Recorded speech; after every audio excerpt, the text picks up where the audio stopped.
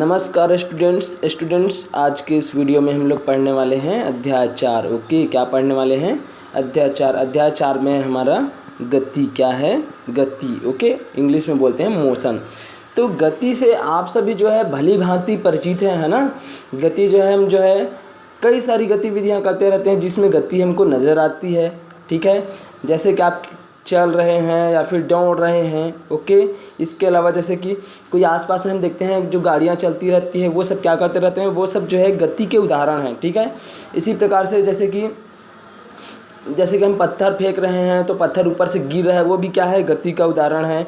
और इसके साथ साथ जो है जैसे कि जो फल है ना, फल का पेड़ से गिरना है, पक्षियों का उड़ना है, जानवरों का दौड़ना है, ये सब क्या है? गति के उदाहरण है। और इसके अलावा जैसे पृथ्वी जो है गति कर रही है, वो सब क्या है? वो भी सब जो है गति के क्या है? उदाहरण है। समझ में आ रहा है? तो ये सब क्या है? गति के उदाहरण है। ओके, समझ में आया? और जो गति जो होता है, गति जो है, गति का क्या इम्पोर्टेंस है ना।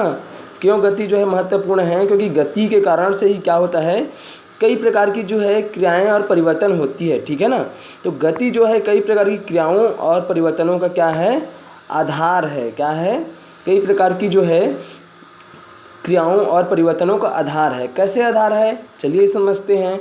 जैसे कि जो है यहाँ पर देखिए, पृथ्वी क्या करती है? पृथ्वी जो है गोल गोल क्या करती है? अपने ध्रुव पर जो है चक्कर लगाती है ना। मान लीजिए पृथ्वी है और ये इसका क्या है? ये जो है पृथ्वी है ना। और पृथ्वी अपने अक्ष के सापेक्ष क्या करती है?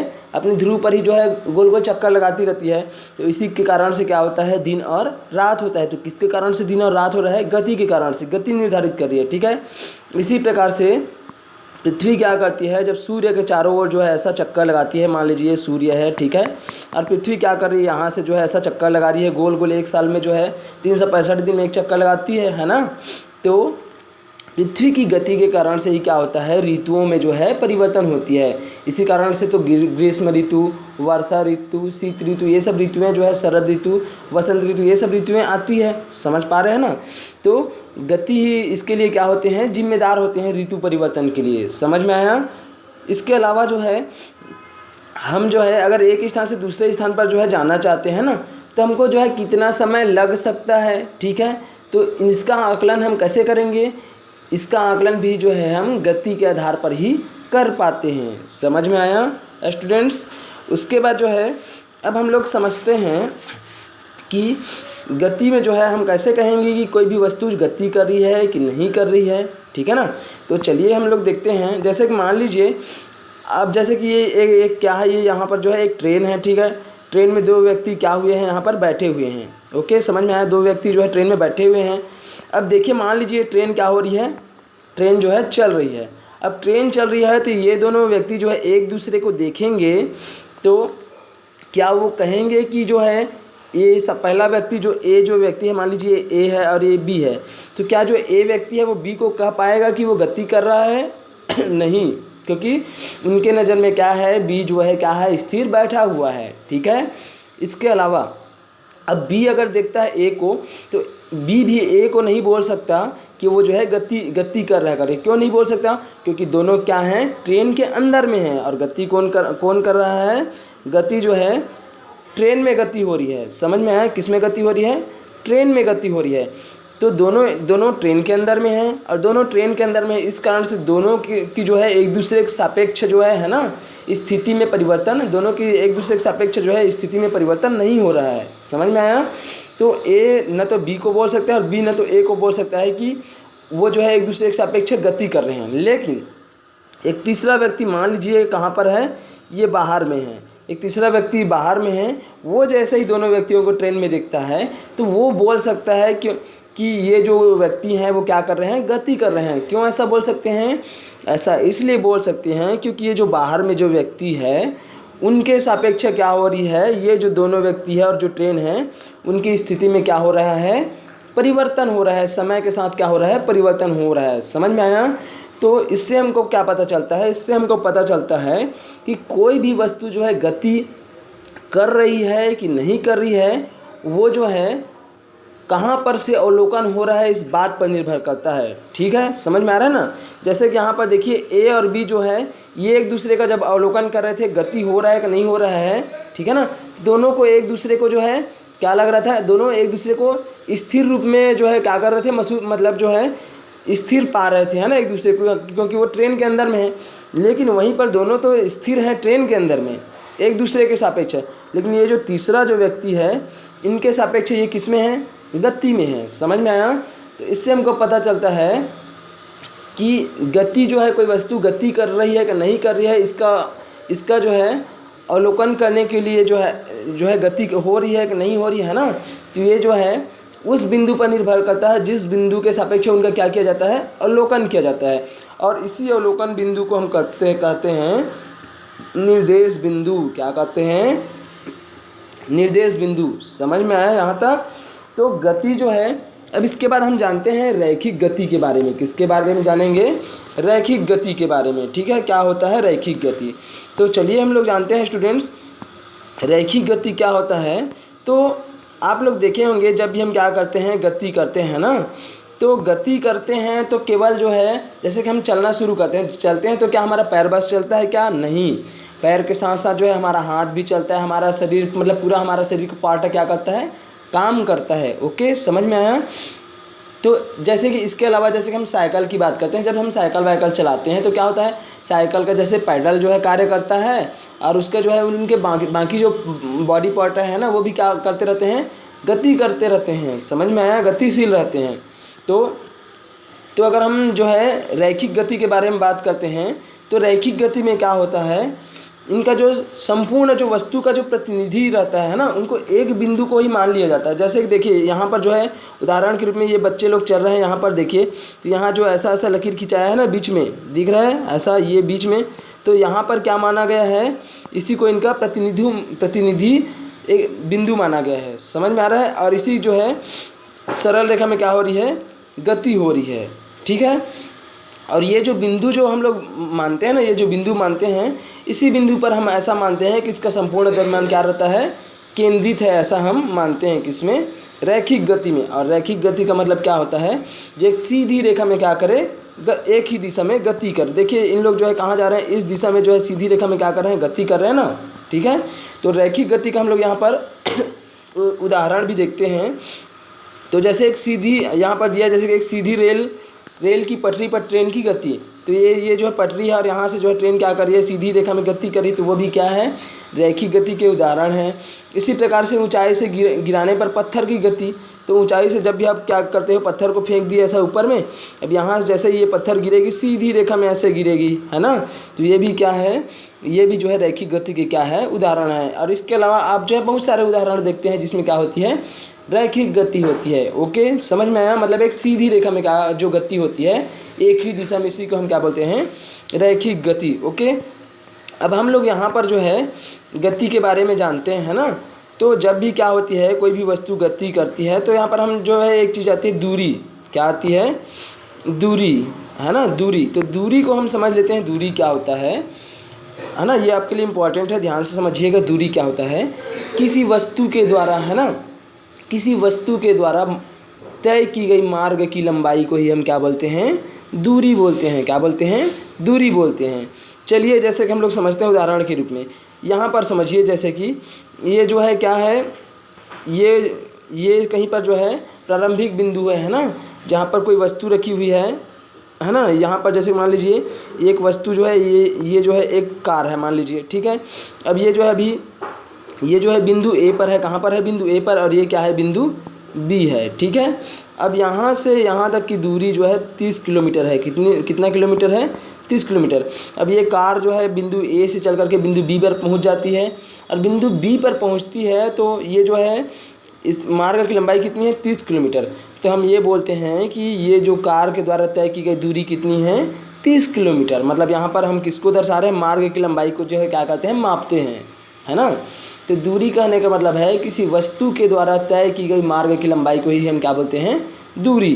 जैसे मान लीजिए यहाँ से यहाँ तक की दूरी है ना, अब मान लीजिए यहाँ से यहाँ तक जो है, यहाँ पर ये सी बिंदु सी है, अब यहाँ से यहाँ तक 15 किलोमीटर, और यहाँ से यहाँ तक ये जो है 15 किलोमीटर, यहाँ से यहाँ 15 किलोमीटर है, और यहाँ से यहाँ 15 किलोमीटर। अब आपसे पूछा जाता है कि बिंदु ए और बिंदु बी के बीच की दूरी कितनी है, तो दोनों को आप क्या कर दोगे, जोड़ दोगे, 15 + 15 बराबर कितनी, 30 किलोमीटर। ओके, समझ में आया।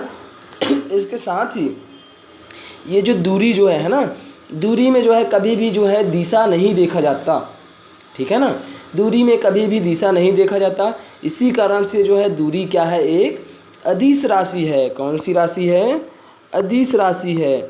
अदिश राशि कहने का मतलब क्या है, जैसे कि मान लीजिए कोई ये प्रारंभिक बिंदु है, यहाँ से कार चलना प्रारंभ करती है और ये जो कार जो है ऐसा घूम फिर कर क्या हो रही है, ऐसा जो है चक्कर लगा रही है। अब चक्कर लगा करके यहाँ पर पहुँच जाती है, तो यहाँ पर देखिए कार की दिशा निरंतर क्या हो रही है, दिशा में परिवर्तन हो रहा है। कभी जो है इस साइड गई, उसके बाद इस साइड फिर मुड़ रही है, फिर इस साइड मुड़ रही है, ऐसा। तो इसमें जो है दिशा में क्या हो रहा है, लगातार परिवर्तन हो रहा है। किंतु दूरी में हम जो है दिशा को बिल्कुल भी नहीं देखते हैं, क्योंकि हमको दिशा से कोई मतलब नहीं होता।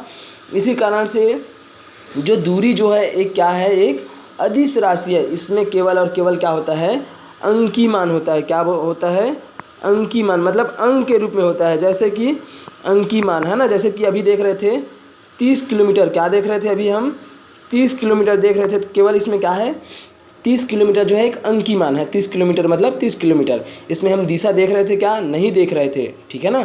तो दिशा नहीं देख रहे थे, इसी कारण से क्या है, एक अदिश राशि है, जिसमें क्या होता है, केवल और केवल अंकी मान होता है। और इसी अंकी मान को हम बोलते हैं परिमाण। क्या बोलते हैं, परिमाण। ओके, परिमाण बोलते हैं। समझ में आया। तो दूरी क्या होता है, दूरी का मात्रक होता है स्टूडेंट्स मीटर। क्या होता है, ऐसा ही मात्रक होता है मीटर। ओके, समझ में आया। उसके बाद हम देखेंगे, यहाँ पर समझेंगे विस्थापन। क्या समझेंगे यहाँ पर हम, विस्थापन। अच्छे से समझिएगा, ठीक है, बहुत इंपॉर्टेंट है आपके लिए दूरी और विस्थापन। तो विस्थापन क्या होता है, जैसे कि मान लीजिए ये एक बिंदु है, इस बिंदु से कोई भी वस्तु जो है चलना प्रारंभ करती है। मान लीजिए एक कार है, यहाँ से चलना प्रारंभ की और उसके बाद जो है कहाँ पर पहुँच गई, यहाँ पर जो है बी पर, बिंदु ए से बिंदु बी पर पहुँच गई, ठीक है। बिंदु ए से बिंदु बी पर पहुँच गई, तो यहाँ पर देखिए मान लीजिए क्या होता है, यहाँ से यहाँ तक की दूरी है ना, तो इन दोनों के बीच में दूरी कितनी है, 10 किलोमीटर। कितनी है, 10 किलोमीटर, ठीक है ना। तो दोनों के बीच में दूरी कितनी है, 10 किलोमीटर। तो बिंदु ए से, मतलब अब मान लीजिए एक बिंदु, तीसरा बिंदु ये है, मान लीजिए यहाँ पर प्रारंभिक बिंदु क्या है, यहाँ पर सी है। तो कोई भी ये जो है, ये कार जो है प्रारंभिक बिंदु सी से चलना प्रारंभ करती है और पहले ए पर पहुंचती है, फिर बी पर पहुंचती है, ठीक है ना। तो अब मान लीजिए यहाँ पर, ठीक है, यहाँ से सरलतम रूप में समझिए। जैसे कि ये जो है क्या है, यहाँ से जो है ये बिंदु जो है, ये बिंदु प्रारंभिक बिंदु ए है और अंतिम बिंदु क्या है, ये बी है, ठीक है ना। तो विस्थापन कहने का मतलब होता है दो बिंदुओं के बीच की जो है न्यूनतम दूरी को ही हम क्या बोलते हैं, विस्थापन बोलते हैं। क्या बोलते हैं, विस्थापन। दो बिंदुओं के बीच की न्यूनतम दूरी को हम क्या बोलते हैं, विस्थापन बोलते हैं। जैसे कि अब देखिए मान लीजिए ये कार जो है यहाँ से क्या करती है, चलना प्रारंभ करती है। ये कार है, यहाँ इस बिंदु से चलना प्रारंभ करती है। अब यहाँ से चलना प्रारंभ करती है तो कार जो है चल करके ऐसा घूम फिर करके ऐसा चलती है, उसके बाद इस साइड से ऐसे चलते हुए फिर कहाँ पर आ जाती है, यहाँ पर आ जाती है, ठीक है ना। ये जो है इनका ए जो है प्रारंभिक बिंदु था, बी क्या था इनका अंतिम बिंदु, जहाँ पर ये पहुँच चुका है। अब यहाँ से देखिए, यहाँ से यहाँ तक की दूरी मान लीजिए 5 किलोमीटर है। कितना किलोमीटर है, यहाँ से यहाँ तक की दूरी 5 किलोमीटर है, ठीक है ना। यहाँ से यहाँ तक की दूरी कितनी है, दोनों बिंदुओं के बीच की दूरी यहाँ पर जो है कितना है, 5 किलोमीटर है। तो यहाँ पर हम जो है ये जो कार जो है चलना प्रारंभ की है, तो हम ये नहीं देखेंगे कि ये मार्ग में जो है कितना दूरी तय किए हैं, इसको हम नहीं देखेंगे। जैसे मान लीजिए ये 50 किलोमीटर है टोटल, ये मार्ग की लंबाई कितनी है, 50 किलोमीटर। मतलब मान लीजिए कोई कार यहाँ से चलना प्रारंभ करती है, तो ये अगर हम दूरी के मामले में देखें तो मार्ग की लंबाई कितनी है यहाँ तक पहुँचने में, बिंदु बी तक 50 किलोमीटर। तो 50 किलोमीटर उसकी क्या है, उसके द्वारा तय, वस्तु के द्वारा तय की गई दूरी है। लेकिन अगर हम विस्थापन की बात करते हैं तो हम उसके मार्ग की लंबाई को नहीं देखेंगे। इसमें हम क्या देखेंगे, इसमें हम ये देखेंगे कि जो प्रारंभिक बिंदु है और जो अंतिम बिंदु है उनकी बीच की दूरी कितनी है। तो यहाँ पर कितनी है, 5 किलोमीटर। समझ में आया ना। वो जो है कितनी दूरी पर चल करके आई है, इससे हमको लेना देना नहीं है। हमको ये लेना देना है कि प्रारंभिक बिंदु और अंतिम बिंदु के बीच की दूरी, न्यूनतम दूरी कितनी है। इसी को हम क्या बोलते हैं, विस्थापन। क्या बोलते हैं, विस्थापन। समझ में आया। और विस्थापन जो होता है वो जो है एक जो है सदिश राशि है। कौन सी राशि है, सदिश राशि है। समझ में आया। सदिश राशि क्यों है? क्योंकि इसमें जो है ये देखा जाता है, इसमें जो है दिशा देखा जाता है। जैसे कि यहाँ पर उदाहरण के द्वारा समझिए, कोई वस्तु जो है क्या की है, जैसे मान लीजिए यहाँ पर इसमें देखिए ये जो दिया हुआ है ना आपको, ये है ना, यहाँ से कोई वस्तु चलना प्रारंभ करती है। अब चलने के बाद यहाँ से जो है 50 किलोमीटर चलने के पश्चात ये फिर से कहाँ जाती है, यहाँ फिर से जो है वापस आ जाती है। कहाँ पर आ जाती है वापस? यहाँ पर आ जाती है। ठीक है, अब यहाँ पर आप देखिए, जब ये क्या हो रहा था, ये जो है इस दिशा में जा है ना, इस दिशा में जा रहा था, तो क्या हो रहा था इसमें जो है, इसमें विस्थापन जो है क्या हो रहा था, विस्थापन जो है आगे है ना, विस्थापन जो है लगातार बढ़ रहा था। क्योंकि अगर यहाँ पर आता तो विस्थापन दो बिंदुओं के बीच की दूरी जो है क्या हो जाती, बढ़ जाती, यहाँ से लेकर के यहाँ तक। ठीक है ना, लेकिन ये जो है इसकी दिशा में क्या हो गया, अब जो है दिशा में जो है परिवर्तन हो गया, और ये जो है इस साइड आ गई है ना, इस दिशा में मुड़ गई, फिर वापस जो है दिशा में क्या हो गया, परिवर्तन हो गया। तो दिशा में परिवर्तन होने के कारण से क्या हो गया, देखिए अब जो है प्रारंभिक बिंदु ये वाला और ये वाला, इनके बीच की दूरी कितनी है, मात्र 5 किलोमीटर। तो दिशा में परिवर्तन के कारण मान लीजिए यहाँ से यहाँ तक जो है 30 किलोमीटर रहता, मान लीजिए 30 किलोमीटर, कहाँ से कहाँ तक, मान लीजिए यहाँ से लेकर के यहाँ तक, इस बिंदु तक जो है 30 किलोमीटर रहता। और वहीं पर देखिए दिशा में परिवर्तन के कारण से कितना हो गया, ये जो है 5 किलोमीटर हो गया, क्योंकि यहाँ से यहाँ इस दिशा में और उसके बाद इस दिशा में जो है मुड़ गई है ना, तो 5 किलोमीटर हो गया ना विस्थापन जो है दो बिंदुओं के बीच की दूरी। तो ऐसा क्यों हुआ? ऐसा इसलिए हुआ क्योंकि विस्थापन में जो है दिशा का जो है ना, दिशा मायने रखता है, इसमें दिशा भी होता है। तो दिशा में परिवर्तन के कारण जो है विस्थापन का जितना मान आना था उससे क्या हो गया, कम हो गया। मतलब मान क्या हो गया, 30 किलोमीटर की जगह में कितना हो गया, 5 किलोमीटर हो गया। मतलब इसका मतलब ये है कि विस्थापन में दिशा को भी देखा जाता है। इसी कारण से विस्थापन कैसी राशि है, सदिश राशि है। कैसी राशि है, विस्थापन कैसी राशि है, सदिश राशि है। ओके, समझ में आया। विस्थापन में जो है परिमाण के साथ साथ जो है दिशा भी देखी जाती है ना, देखा जाता है। इसी कारण से परिमाण जो है क्या है, सारी परिमाण है, विस्थापन जो है क्या है, एक सदिश राशि है। ओके, तो अदिश राशि क्या होता है, सदिश राशि क्या होता है, समझ में आया यहाँ तक। उसके बाद जो है ना, यहाँ तक समझ में आया सबको। उसके बाद जो है हम चाल को देख लेते हैं ना, चाल क्या होता है। ठीक है, चाल क्या होता है समझ लेते हैं। तो चाल जो है इकाई समय में किसी वस्तु के द्वारा तय की गई दूरी को ही हम क्या बोलते हैं, चाल बोलते हैं। क्या बोलते हैं, चाल बोलते हैं। इकाई समय में किसी वस्तु के द्वारा तय की गई दूरी को हम क्या बोलते हैं, चाल बोलते हैं। ओके, समझ में आया। अब देखिए यहाँ पर जैसे कि हम बात करते हैं दो है ना, यहाँ पर जो है एक गाड़ी, मान लीजिए जैसे कि एक कार है, ये एक कार है और एक दूसरी कार है। ठीक है, इनको जाना कहाँ तक है, यहाँ तक जो है 50 किलोमीटर है। कितना किलोमीटर है, 50 किलोमीटर जाना है। अब दोनों जो है ना, एक ही टाइम पर जो है दोनों गाड़ियाँ जो है क्या होती है, यहाँ से निकलती है। अब जैसे ही निकलती है तो दोनों गाड़ियाँ निकलती है। अब दोनों को कहाँ पर पहुँचना है, इस बिंदु बी तक पहुँचना है। अब इस बिंदु बी तक पहुँचना है, लेकिन हो क्या रहा है यहाँ पर, एक जो पहला जो वाहन है, मान लीजिए पहला वाहन है, ये दूसरा वाहन है, तो पहली जो कार है वो बिंदु बी तक जो है कितने घंटे में पहुंचती है, 2 घंटे में पहुंचती है। और जो दूसरी जो कार है वो बिंदु बी तक जो है कितने घंटे में पहुंचती है, 4 घंटे में पहुंचती है ना। दो घंटे में पहुंच, ये जो है जो पहली जो कार है 2 घंटे में पहुंचती है, और दूसरी कार जो है 4 घंटे में पहुंचती है। और जबकि दोनों निकलते एक ही साथ हैं। समझ में आ रहा है ना। इसका मतलब क्या है, कौन जल्दी पहुँचा, इसका मतलब ये है जो पहली कार थी वो 2 घंटे में पहुंच गई, मतलब वो जल्दी पहुंच गए। दूसरी कार जो है कितने घंटे में पहुंच रही है, 4 घंटे पहुंच रही है। मतलब फास्ट कौन चल रहा है, फास्ट तो पहली कार चल रही है ना, जो 2 घंटे में पहुंच रही है। इसका मतलब ये है कि जो पहली कार जो है उसकी चाल क्या है, ज़्यादा है, क्योंकि वो इकाई समय में जो है क्या कर रही है, ज़्यादा दूरी क्या कर रही है, तय कर रही है। समझ में आया। तो इकाई समय में किसी वस्तु के द्वारा तय की गई दूरी को ही हम क्या बोलते हैं, उसकी चाल बोलते हैं। समझ में आया। अब चाल को हम ज्ञात कैसे करते हैं, तो चाल को हम जो है, चाल बराबर क्या होता है, तय की गई दूरी है ना। चाल बराबर होता है, यहाँ पर मैं दूरी बस लिख रहा हूँ है ना। चाल बराबर होता है तय की गई दूरी बटा क्या होता है, समय। चाल बराबर क्या होता है, दूरी बटा समय।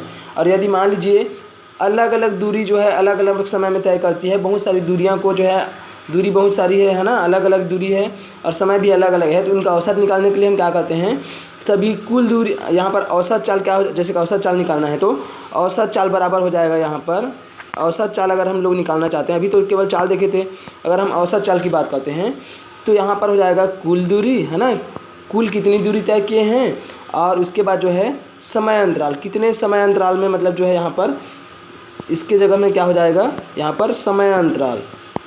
ओके, समझ में आया।